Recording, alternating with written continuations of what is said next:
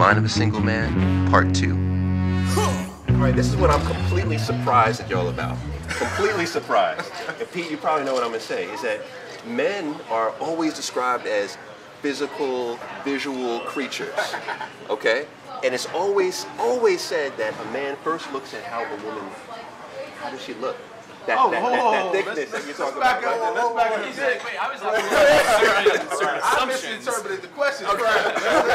Let's keep it 100. Okay. Back it up. Okay, let's bring it back. Yeah, okay. So with that being said, obviously when you meet a woman, you don't know anything about her humor, her personality, any of that. All you see is a physical appearance. Now, if we're talking about that. Yes. In terms of the woman I'm looking for. Yes. I like a well-fit woman. A well-fit. That enjoys keeping her body physically fit because I think it wears well. Okay. I like the hind pints. Is that hind pints? I thought you were gonna go into song there.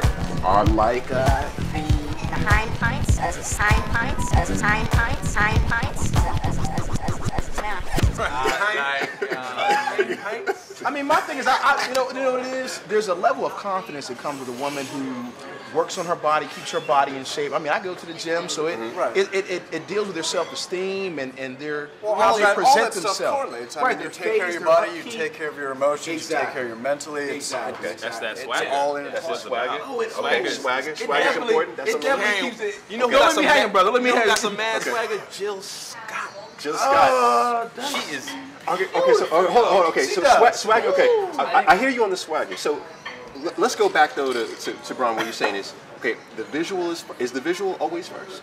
So the visual is always first. So, well, first it's first, but it's not always the most important. Right. It's not always the most important. It's always the first thing. I mean, it's just any element. There's going to be a physical thing, but it just varies because, like we say, that swagger. I mean, if a woman's just confident with who she is and dresses well and might not have the prototypical perfect body. I mean, that's attractive to me. You know what I mean? That confidence, that put together. Right. Okay, so are y'all telling me that if a woman, I'm going to keep it 100, let's say a woman is not physically fit, she's overweight, has ridiculous, Jill Scott, okay? Jill Scott is considered to be overweight, right? But she has ridiculous Jill Scott swagger. You're telling me that overcompensates for that visual? For me personally, that's not my type. Okay. But the connection could be just as strong. I mean, I can call her 20 times a day, what's going on, when you gonna be in the studio, when's the album dropping, and support her, intimately. I mean, but real talk, I love her music.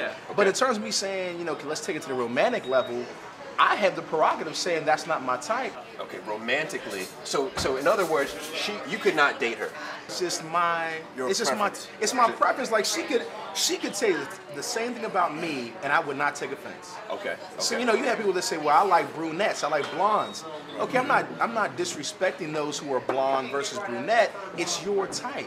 And people should have comfort in saying, without being criticized, that's just not my type. And it doesn't take away from you either. Exactly. I mean, look how tight that is, man. Come on. Yeah, come on. But I would say though that I think one of the things I've learned to the way I've learned to look at some of those things is there's some negotiable things and there's some non-negotiable things. Okay. I think the conversation we started earlier is the non-negotiable things, the things that you really look for. And you talk about those you want to wife up and those you don't. So I think it also depends on what discussion we're having too. That's really big. Let me ask a question there. Is that so? You talk about those that you want to wife up, those that you don't. Is it true that when you meet a woman, you immediately put her in one of two categories? Either I want to wife her up or no. It's either one or the other.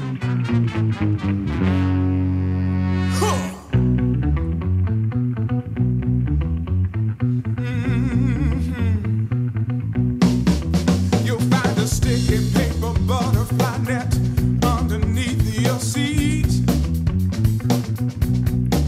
We're kicking, snaring to the air so you can catch the beat. But there's something that's in my DNA, something that's in my culture that takes it down to your legs, the backside a little bit. What are you looking at? I'm a breast man. I would say that I'm kind of a TNA guy. Well, I look at breasts just because when I was a child, I didn't quite get enough. Don't know what you